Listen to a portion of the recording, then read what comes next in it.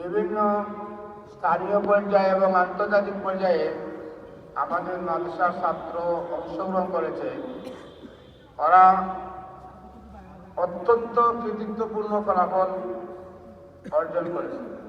বিশেষ করে হাফিজ আলাউদ্দিন হুফাজুল কুরআন বোর্ড বিশ্বনাথ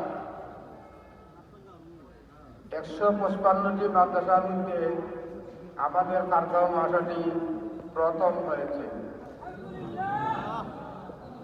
এবং তারা একটা সম্মাননা দিয়েছেন এবং হাফিজ সাহেবকে নগদ 12,000 টাকা পুরস্কার দিয়েছেন।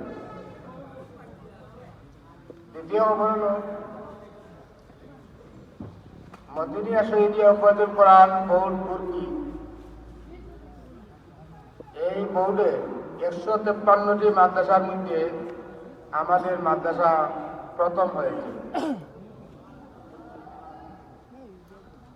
আগামী 10 ফেব্রুয়ারি অনুষ্ঠান আমরা চিন্তা করছি যে কি দেওয়া যায়।